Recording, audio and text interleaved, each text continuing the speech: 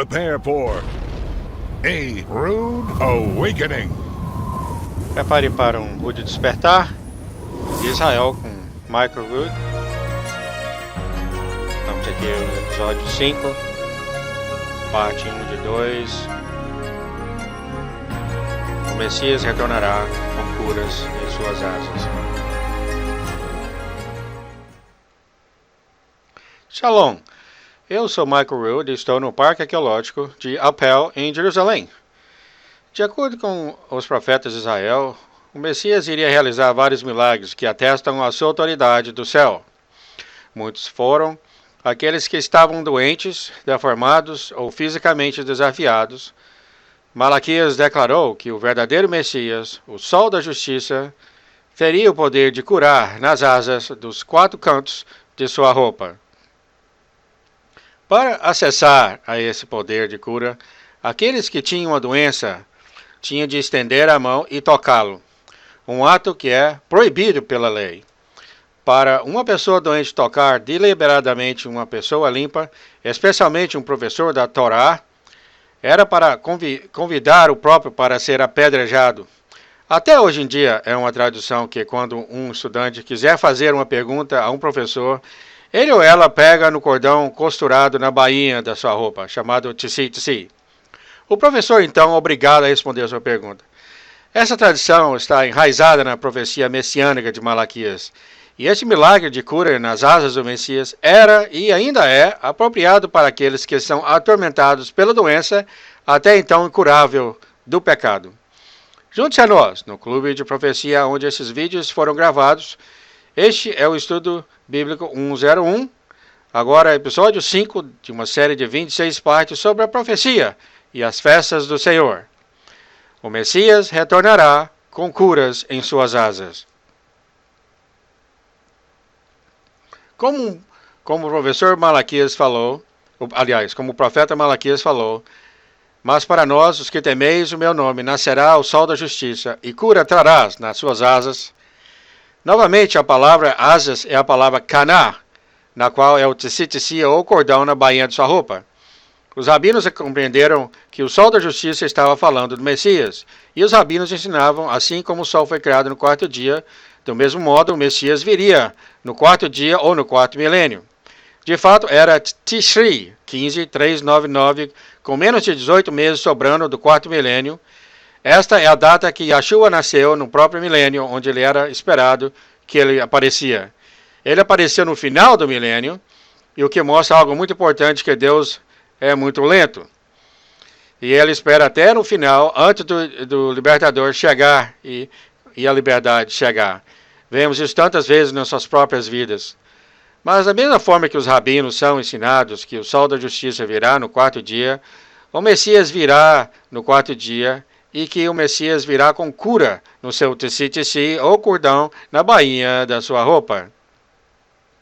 Vemos que os evangelhos nos dão uma imagem de como isso realmente acontecerá e de como essa profecia em particular se cumprirá.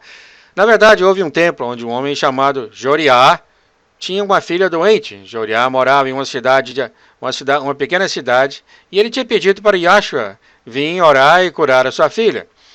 Agora, fora dessa aldeia, uma mulher estava morando, na qual era uma residente daquela aldeia, mas agora ela estava vivendo fora da aldeia, porque ela tinha problemas com fluxo de sangue, da qual ela não conseguia se curar.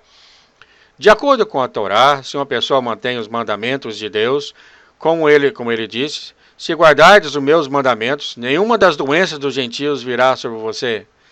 Mas por causa da desobediência de alguém, e esse se contaminar com o organismo de corpos mortos, ou qualquer outro tipo de razão, e pegar uma das doenças dos gentios, então eles terão de viver fora da casa dos fiéis, até quando eles forem curados, acabado com a doença, porque Deus não queria que todo o seu povo fosse contaminado. E por causa da desobediência de uma pessoa, ele não queria que todos os fiéis ficassem doentes e morressem. Deus estabeleceu leis de quarentena, que se você manter essas leis de quarentena, então isso isolará a doença do restante do povo. Esta mulher que tinha problemas com fluxo de sangue estava lá há 12 anos. Fala aqui que ela vendeu tudo que ela tinha, a casa, a carruagem, tudo que ela tinha, e ela gastou tudo com médicos. Por 12 anos ela tinha essa doença e não conseguia se curar. Ela tinha de morar fora da aldeia, e seus amigos e família todos os dias traziam comida para ela. Eles levavam para fora da aldeia. Eles pegavam a cesta de comida e colocavam sobre uma rocha. Eles deixavam a comida nesta rocha e depois eles iam embora. Ela saía e pegava comida, ficando longe deles. Por 12 anos, ela está longe dos amigos dela. Ela está longe de sua família e está desesperada. Ela está com o coração partido. Ela está se tornando uma mulher idosa e não tem nenhuma esperança de jamais se curar. Mas ela ouviu falar do rabino, porque seus amigos e família vinham para vê-la e eles falaram desse rabino que fica ensinando então, ao redor das sinagogas diferentes na área, e que ele viria para a cidade, porque todo mundo já ouviu falar do quanto a filha de Jairo estava doente. E quando esse rabino vinha para a igreja e achou-a, quando ele veio para a aldeia, ele vinha acompanhado por um grupo grande de pessoas que até vieram de outras aldeias, de onde ele ensinava nas sinagogas. Enquanto ele está entrando na aldeia, todos da aldeia vêm a ele para encontrar com ele na entrada da aldeia e eles fazem um caminho para ele. Todo mundo está lá. Todos alegres estão na entrada da aldeia porque eles têm ouvido que enquanto ele ensinava nas sinagogas, as pessoas ficavam curadas. Ele ensina sobre a Torá. Existe então esse sentimento forte nas pessoas que eles estão tão animados para ouvir dele. Essa mulher conhece os profetas. Ela tinha estudado as escrituras. Ela foi criada com os profetas e a Torá toda a vida dela. E enquanto ela estava morando fora da cidade, ela percebe que se este é o Messias, essa é a minha oportunidade. Porque ela sabia que quando o verdadeiro Messias vier, ele virá com cura no seu tissi, ou cordão, na bainha de sua roupa. Enquanto todos estavam descuidados na aldeia, ela veio por trás de todos. Ela foi bem quieta para a aldeia e ficou atrás da multidão. E quando ela chegou na multidão, ela ajoelhou e andou pela multidão até chegar bem em frente do lugar onde Yeshua iria passar.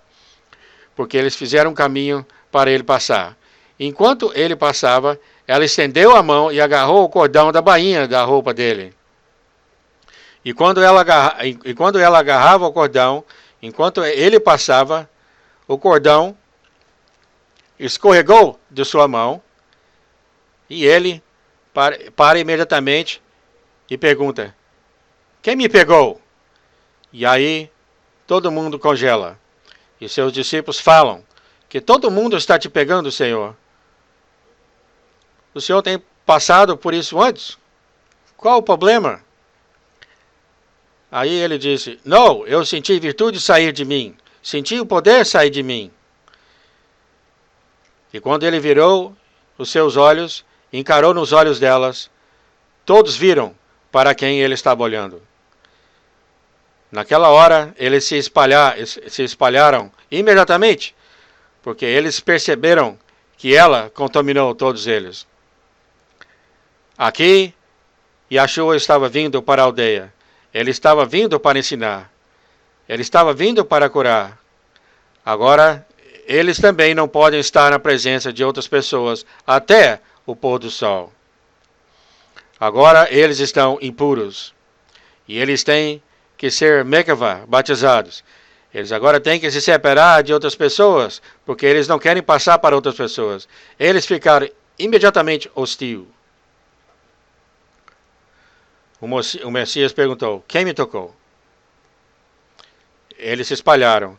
Ela sabia que se ele não fosse o Messias, ela, sendo uma mulher impura, ela deliberadamente estendeu a mão e tocou no cordão da roupa de um rabino. Ela deliberadamente tocou e sujou alguém. Ela pode ser apedrejada no local. As pessoas sabem disso. Ela sabe disso. Yeshua sabe disso. Ela é uma mulher morta. E quando ele falou: quem me tocou? Ela não negou. Ela disse: eu toquei, Senhor. E ele falou: sua fé tem curado você. Ela sabia que se ele fosse o Messias, Se ele não fosse Messias, ela estaria morta. Mas se ele for, ela seria curada. E cada um de nós estamos no mesmo barco. Se Yahshua de Nazaré não é o Messias, então nós, todos nós, estamos ainda mortos. Nós não podemos vir perante a presença do Deus justo e santo, pois sem derramamento de sangue não há remissão de pecado. Até que tenhamos uma expiação, não há remissão de pecados. E se ele não é o Messias, então Deus não fez nenhuma provisão para os gentios. Ele não fez nenhuma provisão para Israel, porque o templo foi destruído há quase 2000 anos atrás. E o sangue de touros e cabras e cordeiros e bodes, que a gente sabe, não são suficientes para tirar o pecado. Era uma imagem de sombra daquele sacrifício, aquela expiação que era necessária. Eu e você estamos no mesmo lugar. Ele é o Messias. Ele pagou pelos nossos pecados. Então nós temos que segurar o cordão da roupa dele e falar: você é o nosso Messias. Nós acreditamos e pela fé pegamos o cordão de sua roupa e falamos: você é o Messias. E se não é, nós morreremos. Mas ele é. E através dele temos vida. E o que é gravado daquela mulher que estendeu a mão e agarrou no cordão de sua roupa é um testemunho de que o profeta falou foi verdade, de que o Messias veio no 4º dia e ele veio com cura no seu teci, o cordão. Está escrito em Isaías. Lembrai-vos das coisas passadas desde a antiguidade, que eu sou Deus e não há outro Deus. Não há outro semelhante a mim, que anuncia o fim desde o início e desde a antiguidade as coisas que ainda não sucederam. Que digo, o meu conselho será firme, e farei toda a minha vontade. Lembre-se do que foi declarado de Berashib em Gênesis, eu farei toda a minha vontade. E assim voltamos a Gênesis 1:14. E lemos disso, e disse Deus: haja luminares na expansão dos céus, e para haver separação entre o dia e a noite. Deus colocou o sol, a lua, as estrelas e os planetas nas suas fundações. E ele fez isso para um propósito especial. Assim como ele fala, e sejam eles para sinais e para tempos, determinados para os dias e anos. Antes de tudo, vamos dar uma olhada nisso. Estes sinais, quais são os sinais que as estrelas, a lua, o sol e os planetas foram todos colocados em seus cursos? E que sinais não falam? E Salmos 1:47 diz que ele conta o número das estrelas, chama-as de todas pelos seus nomes. Literalmente no hebraico diz que Deus tem nomeado as estrelas. E vemos que até hoje em dia, não importa que cultura que você é, se você está na China e apontar para uma grande estrela e perguntar qual é o nome daquela estrela, o que significa? Ela significa a mesma coisa em chinês, ou em egípcio, ou em hebraico, ou em latim, ou em grego. Todos os nomes das estrelas foram dados por Deus antes da Torre de Babel. Todas elas foram nomeadas, e isso foi o que os patriarcas contaram na história de Deus, da redenção da humanidade, que está escrito nas estrelas. E eles foram capazes de dizer há centenas e centenas de anos antes da Torá ser escrita, porque foi Deus que nomeou as estrelas.